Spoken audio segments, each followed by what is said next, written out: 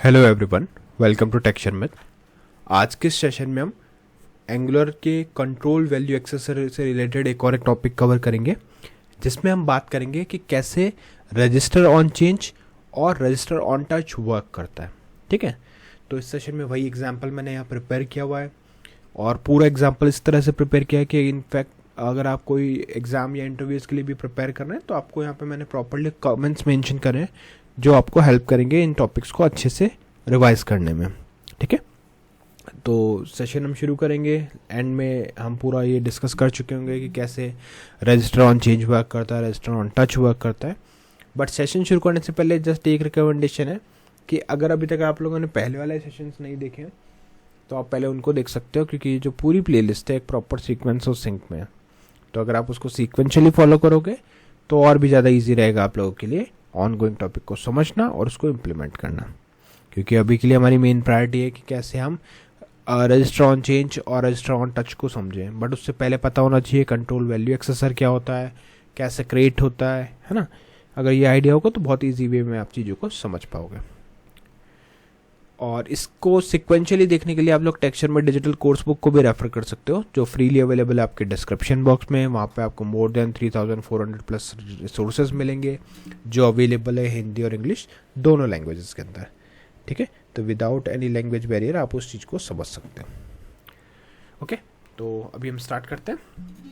तो देखो यहाँ पे क्या है, सबसे पहले मैंने एक हेडिंग डाला हुआ है। अभी हमें app.component.html फाइल में डेमो में हम दो कंपोनेंट यूज़ कर रहे हैं। एक हमारा पेरेंट कंपोनेंट है ऐप कंपोनेंट, और एक हमने चाइल्ड कंपोनेंट क्रिएट किया हुआ है कंपोनेंट्स फोल्डर के अंदर comp1 नेम से। ठीक है, तो अभी मैं हूँ पेरेंट कंपोनेंट यानी ऐप कंपोनेंट में, जहाँ मैंने एक हेडिंग डाला Angular course by Texture Math, और सेकेंड हेडिंग हमारा आज का टॉपिक नेम बता रहा है जो है control value एक्सेसर understanding register on change and register on touch in angular. ये हमारा टॉपिक है। फिर हमने एक हॉरिजॉन्टल रो दिया और इसके अंदर लिखा माय कस्टम इनपुट, और यहाँ पे कुछ कमेंट्स मैंने मेंशन किए। तो कमेंट्स को भी देखते हैं। देखो ये क्या कर रहा है, यहाँ पे हमने ये जो लाइन डाली हुई है इससे हम अपने चाइल्ड कंपोनेंट को कनेक्ट कर रहे हैं। तो वही मैंने लिखा है Angular connect form control name to our custom component. ठीक है, तो यहाँ पे हम क्या कर रहे हैं, कनेक्ट कर रहे हैं। As soon as page loads write value Amit is called automatically. अब ये क्या है, वैल्यू कहाँ से आई, ये सब चीज़ें अपन देखेंगे। बट अभी के लिए आप सिंपली इसको अगर हम हटा भी दें तो ऐसे रखते हैं। यहाँ हमने क्या किया, अपने इस चाइल्ड कंपोनेंट का सेलेक्टर का नेम आपको यहाँ से मिल जाएगा। आई होप आपको कंपोनेंट्स वगैरह क्रिएट करने आते हैं, क्योंकि ये सब चीज़ें हम पहले डिस्कस कर चुके हैं डिटेल में, तो वापस से रिपीट नहीं करेंगे, अदरवाइज टाइम वेस्ट होगा। तो अभी हम मेन फोकस कर रहे हैं खाली कंट्रोल वैल्यू एक्सेसर पे। तो यहाँ पे हमने क्या किया, हमें इसका सिलेक्टर मिल गया ऐप कंपोनेंट 1, इसको यहाँ पे हमने इसको कनेक्ट कर दिया HTML फाइल के अंदर, और यहाँ से हम एक वैल्यू इसको पास कर रहे हैं जो है नेम। ठीक है, फिर हम क्या कर रहे हैं, this value show live value from form control as user types. तो ये क्या होगा, ये अभी जो भी वैल्यू वहाँ से आ रही है उस वैल्यू को हम इमीडिएटली प्रिंट भी कर रहे हैं, जिससे क्या होगा कि यूजर जैसे यूजर वैल्यूज को चेंज करेगा तो वो हमें लाइव यहाँ पे दिखता रहेगा, जिससे हम वेरीफाई करेंगे बाद में।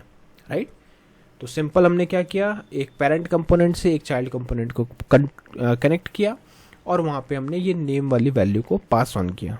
बट इसको पास ऑन करना है तो नेम को पहले डिक्लेयर किया होगा। राइट, तो डिक्लेयर हमने कहाँ किया, app.component.ts फाइल में। तो यहाँ आप देख सकते हो सिंपल मैंने पहले हमें इंपोर्ट करना है comp1 कंपोनेंट, फिर रिएक्टिव फॉर्म मॉड्यूल को ऐड करना है, दोनों इंपोर्ट हो जाएंगे। उसके बाद में आपको ऐप कंपोनेंट क्लास के अंदर यहाँ पे डिफ़ॉल्ट वैल्यू के साथ में हमने फॉर्म कंट्रोल को मेंशन किया। तो देखो form control with default value Amit, this will trigger right value on your custom component. तो यही हमारे किसको ट्रिगर करेगा, राइट वैल्यू मेथड को। और राइट वैल्यू मेथड कहाँ होगा, चाइल्ड कंपोनेंट के अंदर। ठीक है, तो है वो आपको ये क्लियर हो रहा होगा कि कैसे हम पेरेंट कंपोनेंट में एक कंट्रोल बना रहे हैं नेम, जिसमें हमने डिफ़ॉल्ट वैल्यू सेट करी है अमित, और इस वैल्यू को हम पास करेंगे अपने कंपोनेंट चाइल्ड कंपोनेंट में। ठीक है, तो यहाँ तक क्लियर है। अब आप अगर यहाँ देखोगे तो यहाँ हमने क्या किया, comp1 वर्क्स ये हमारा HTML है कि अभी हमने क्या किया, सिर्फ वैल्यू को पास किया, बट उसको रिसीव भी करना है। रिसीव करने के बाद में ऑन चेंज वाला भी प्रोसेस करना है। तो उसे एक्सप्लेन करने के लिए आप जाओ HTML पे जाओगे, यहाँ पे आप देखो सबसे पहले हमने एक हेडिंग डाली है comp1 works, और इसके अंदर लिखा है value of value shows current value in your input.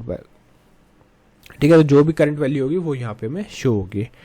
Input on input fires every time user types. अब ये इनपुट ऑन इनपुट इवेंट क्या है, जैसे जैसे यूजर उसमें वैल्यू चेंज करता रहेगा ये ऑटोमेटिकली उसको फायर करता रहेगा, एग्जीक्यूट करता रहेगा।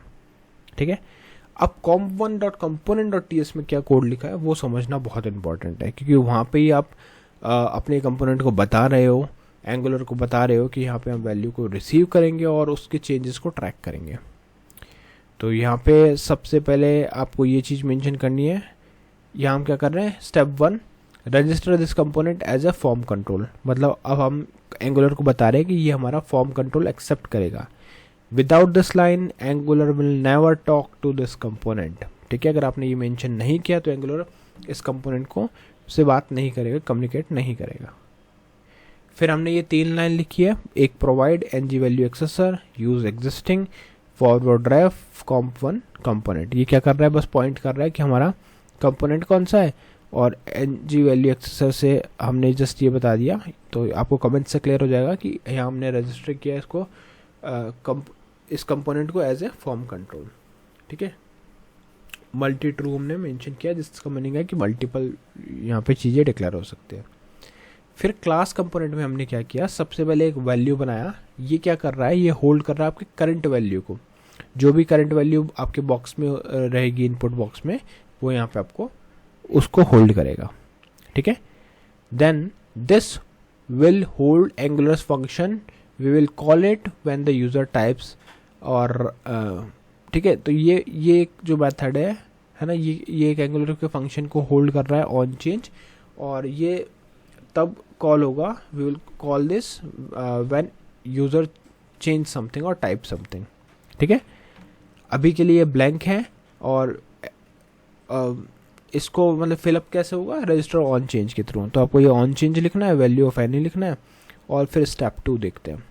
स्टेप 2 में हमने राइट किया, तो ये क्या कर रहा है, angular calls this and passes the value from form control. तो जो भी फॉर्म कंट्रोल से वैल्यू आ रही है वो एंगुलर इसको पास करेगा। ठीक है, तो अभी हमने फॉर्म कंट्रोल में क्या वैल्यू स्पेसिफाई किया था, अमित, तो वो उसने यहाँ पे इसको पास किया। तो we just save it to one input box shows Amit. ठीक है, तो जो भी वैल्यू वहाँ से रिसीव हुई वो हमने यहाँ पे सेव कर लिया।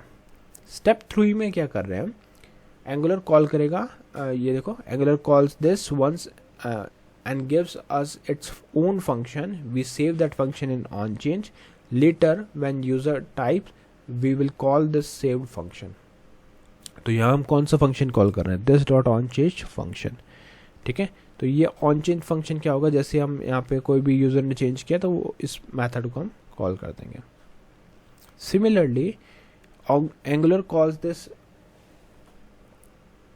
this once and gives us its own function. We save that function in onTouched. Later when user leaves the field we will call this saved function. ठीक है, तो इस केस में क्या होगा, saved function को हम कॉल करेंगे। तो onTouched हमने बनाया और इसको यहाँ पे कॉल करवा दिया। ठीक है, अब नेक्स्ट हम क्या कर रहे हैं, ये एक मेथड है, user type something in the input box, we call onChange. So Angular knows the new value. We call onTouch. So Angular knows the field was touched. ठीक है, तो स्टेप 5 में हम 1 by 1 ये सब चीज़ें प्रोसेस कर रहे हैं। तो एक मैंने ऑन इनपुट मेथड बनाया, इवेंट बनाया उसको, और उसके अंदर इनपुट में वैल्यू असाइन कर दी, event dot target as HTML input element. This dot on change में हमने डाल दिया tells Angular user type this value. ठीक है, और ऑन टच में डाल दिया यूजर टच दिस वैल्यू। तो ये ओवरऑल हमारा कुछ मेथड है। कोई भी अगर आपको इसमें क्वेरी आती है, अज्यूमिंग कि आप लोगों को ये चीज़ क्लियर हुई होगी, अगर स्टिल कोई भी क्वेश्चन आता है तो आप डायरेक्टली मुझसे कमेंट्स में पूछ सकते हो। ठीक है, इसके बाद में हमने सीधा comp1 HTML के अंदर ये हमने ऑलरेडी मेंशन किया हुआ ही है इवेंट के साथ। तो अब इसको एक बार एग्जीक्यूट करके देखते हैं कि चलता कैसे है। ng serve -open और ये हो गया हमारा एग्जीक्यूट। यहाँ देखो एंगुलर कोर्स बाय टेक्सचर में forms in angular control value एक्सेसर understanding register on change and register on touched in angular my custom input component works. यहाँ पे अमित है और यहाँ पे करंट वैल्यू आपकी दिखा रहा है अमित। अब अगर इस केस में आप कोई भी वैल्यू चेंज करते हो तो वो इमिडिएटली आपको रिफ्लेक्ट होगी। देखो यहाँ पे हमने जो भी वैल्यू चेंज किया इमिडिएटली वो आपके पेरेंट कंपोनेंट से चाइल्ड कंपोनेंट पे स्ट्राइक हुआ, ट्रिगर हुआ और वहाँ पे वैल्यू इमिडिएट अपडेट हो गई। ये फॉर्म वैल्यू हम कहाँ प्रिंट कर रहे हैं, हमारे इस जगह पे ऐप कंपोनेंट पे, राइट। और उससे पहले ये वाला जो पोर्शन है वो कहाँ पे है, वो हमारे चाइल्ड कंपोनेंट में। क्लियर?